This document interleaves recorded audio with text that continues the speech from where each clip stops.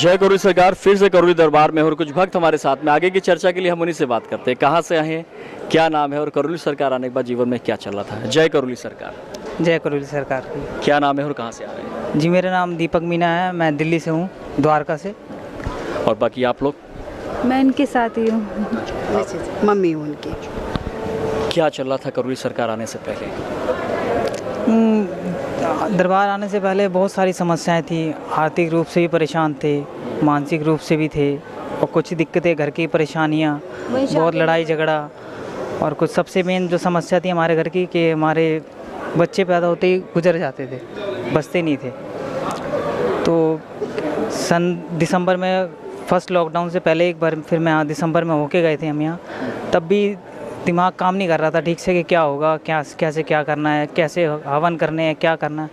उस टाइम भी हमें बच्चे नहीं रुकते थे, आपके बच्चे नहीं रुकते थे? हाँ जी, मेरे मतलब जो होती थी, बेटे नहीं। दादी के टाइम से जो चलता आ रहा था, हमारे जो श्राप था या क्या था, तो बेटे हमारे, बेटियां तो रहती थी जिंदा, बट बच्चे जो थे बेटे वो ज़मानी में कुछ पेट में ही गुजर जाते थे, कुछ जवान होकर मर जाते थे। तो ऐसी समस्याएं थी हमारे घर में, परिवार में। मतलब आपकी दादी के समय में थे?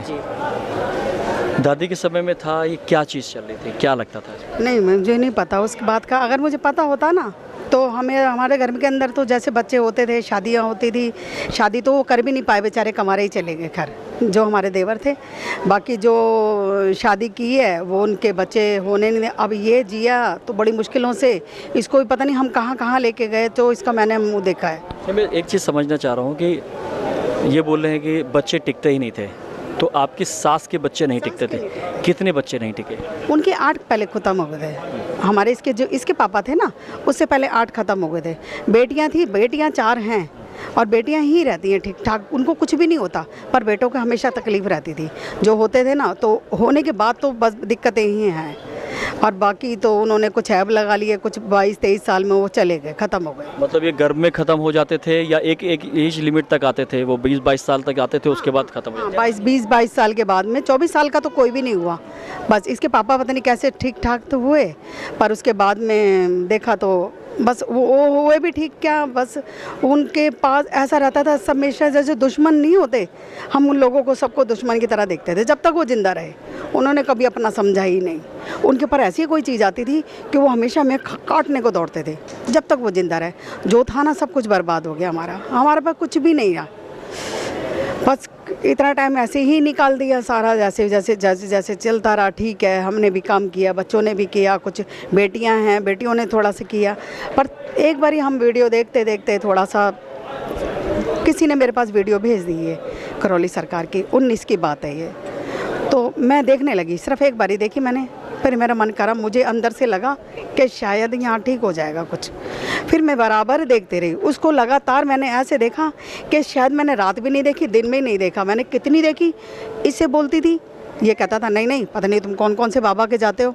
लड़कियों से बोलती थी, मैं नहीं जाती किसी के घर पर, तुम मत जाओ बेटा, मेरे को कानपुर नहीं पता, मुझे कोई लेके चले वहाँ पर, मुझे मेरा मन कर रहा वहाँ मैं ठीक हो जाऊँगी, हमारा सारा घर ठीक हो जाएगा। पर किसी को समझ में नहीं आती थी ये बात।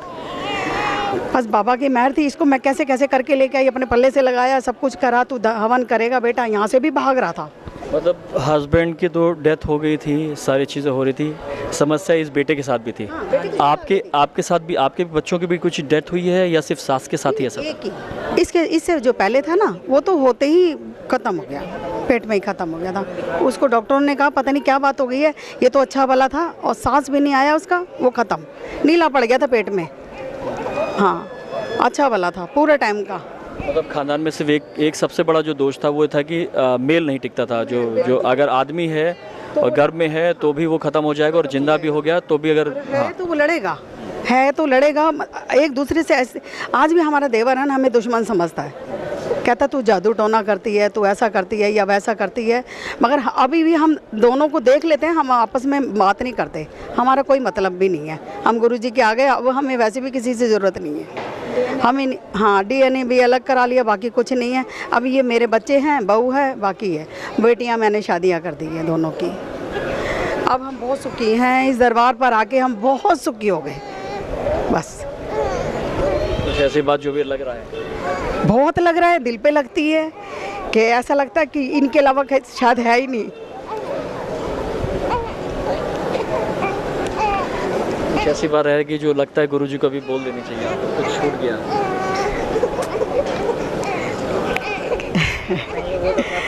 नहीं, वो मेरे एक एक बात जानते हैं। मैं सारी गुरुजी से बात करती हूँ, हमेशा मैं बाबा जी के लिए करती हूँ।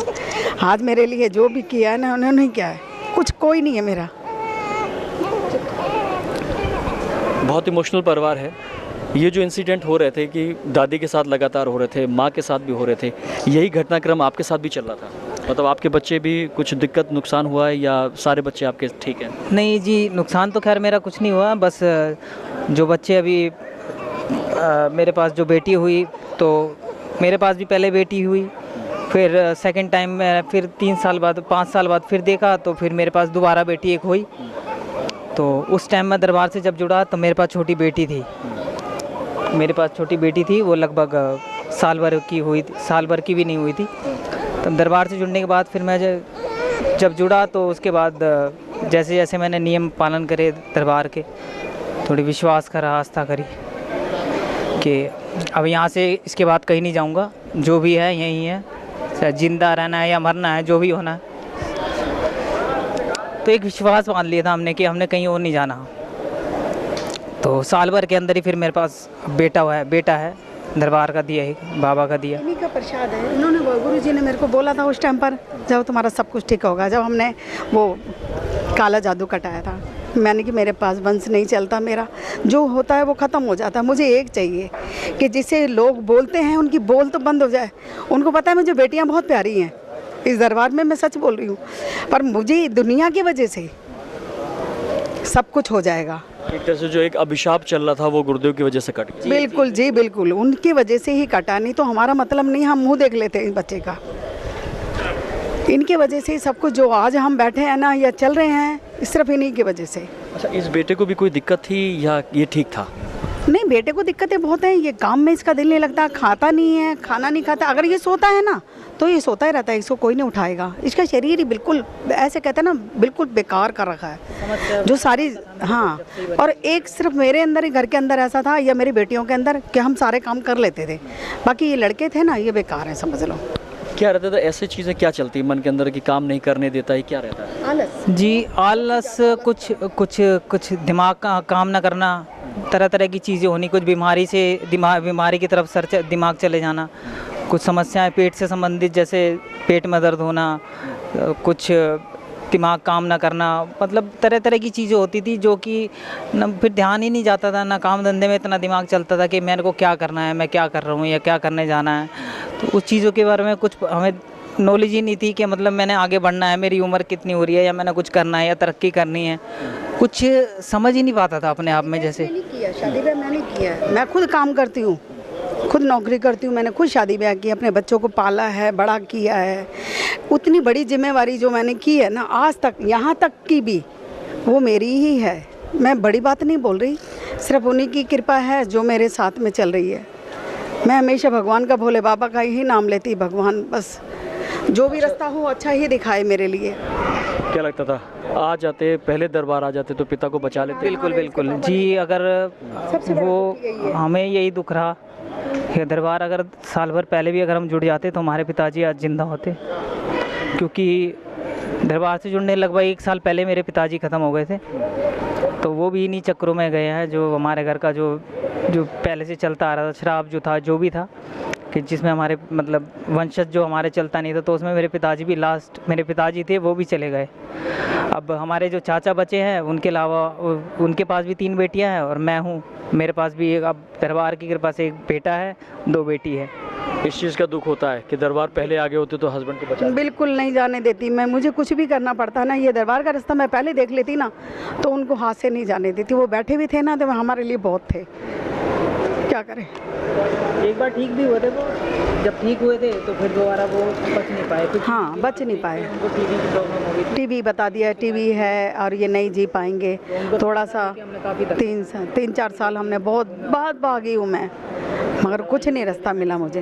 2 साल मेडिसिन चली, मेडिसिन चलने के बाद भी कई हॉस्पिटलों में हम दिल्ली के लेके गए, उनको दिखाया, वो काफ़ी पैसा उसमें भी लगा हमारा, मगर फिर भी वो बच नहीं पाया। चलिए, इस पृथ्वी को ख़त्म करते हैं। आज तो सुखद दिन है, जब इन सब घटनाक्रमों को छोड़कर आए हैं और आज आप लोग दीक्षा ले चुके हैं सारे क्रमों के, कैसा लग रहा है? बहुत अच्छा लगा, मेरे मन को इतनी शांति मिली है ना कि मुझे नहीं तो मेरे को धूप नहीं पता लगी, ना मुझे गर्मी पता लगी, मैंने कैसे रही हूँ मैं, पर मुझे एक मेरे मन के अंदर से लगन थी मैं बाबा के जाना है, तू टिकट करा ले बेटा। मेरे को टिकट भी नहीं हुई थी, हमारा वेटिंग में चल रहा था, मगर हम बस में बच्चा आया है, मैं एक ही टिकट से आई हूँ, ये इतना परेशान होके आया है।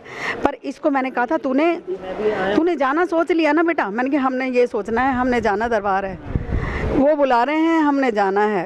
मैंने कहा उनके अलावा हमारा कोई नहीं है, बस इनके लिए हमने मत्था टिकाना, उन्होंने दिया है, उनके पास पहले मुझे लेके जाना है। अच्छा, एक बात आपने बताई कि बच्चा आपने नहीं देखा कुछ दिन तक। हाँ, बच्चे का यही है कि बाबा जी को मैंने बाबा जी का दरबार लेके जाना, मैंने बिल्कुल नहीं हाथ लगाऊंगी, नहीं मेरा मन करता, मैं बाबा जी के पास जाऊंगी पहले लेके, जब उनको चरणों में डालूंगी तभी मेरे को मन को शांति मिलेगी। 40 दिन के बाद बच्चा घर से बाहर निकाला है और सीधे वहाँ से लेकर सीधे दरबार, बिल्कुल दरबार करौली सरकार लेके आए हैं हम, क्योंकि इन्हीं का ही है, इन्हीं का दिया हुआ है, हमारा क्या है, हमारा नहीं है, ये सिर्फ दरबार का ही है, दरबार का प्रसाद है। मुझे जो दरबार का प्रसाद मिला है ये बाबा जी ने दिया है मुझे, बस इससे ज़्यादा मैं क्या बोलूँ। उनको देखा है, मेरे मन को बहुत शांति मिली है, ऐसे लगता है सारे काम मेरे पूरे हो गए हैं, अब मुझे किसी चीज़ की अरमान नहीं है। अगर कोई ऐसी बात जो जीवन में लगता है कि अभी तक अपने गुरुदेव को नहीं बोल पाई, अपने पिता को नहीं बोल पाई, अपनी माँ को नहीं बोल पाई, वो क्या बात है, क्या है जो उन तक अभी पहुँचाना चाहती हैं, जो उनके कान में बोलना चाहती हैं? मन की बात सुनते हैं ना, वो सबसे बड़ी बात तो ये है कि वो मन की बात सुनते हैं। अगर हम मन से बोलते हैं ना, और मैं आज तक जब से मैं जुड़ी हूँ ना, मैं हमेशा मन से बोलती हूँ ना, गुरुजी करते हैं। मेरी 2 बेटियाँ हैं, दोनों बेटियाँ नमन कर रही हैं, पर उनको भी कुछ उल्टा सीधा चक्कर है, और उनके आने से पता नहीं दिक्कत है या क्या है, मुझे नहीं पता, पर मेरी बेटियाँ भी बहुत अच्छी हैं। मेरी बेटियों को इनके साथ मैंने उनको बेटियों को पूरा परिवार मैंने जोड़ लिया अपना। वो दरबार के जब तक सांस चले वो दरबार के साथ जुड़े रहें जब तक, बस, और इसके अलावा और कोई इच्छा नहीं हमारी। बाकी तो बाबा जो करेंगे वो हम खुद कर सकते हैं, उसके ऊपर उसके लिए तो, और इतनी सहन शक्ति दे हमें, इतने करने लायक बनाए कि हम जो आगे जाके कुछ अपने लिए, अपने बच्चों के लिए कर सके, बस यही मैं कहना चाहूँगा। दिल्ली से आया परिवार हमारे साथ में था और आपने देखा कि श्राप किस तरीके के होते हैं कि जीवन ही बर्बाद कर देते हैं। कितनी मौतें घर में हुई हैं और यकीन मान के चलिए बहुत दुखद था, लेकिन सुखद अनुभव के साथ, क्योंकि आज इन्होंने गुरु दीक्षा ले ली है, तो यकीन मान के चलिए आज बाबा के डीएनए में जुड़ चुके हैं, और जो अब होगा वो तो बाबा ही जानते हैं। यकीन मान के चलिए कि चमत्कारी दरबार है ये, करौली सरकार है। आगे भी चर्चा में बने रहेंगे, तब तक के लिए नमस्कार, जय करौली सरकार। जय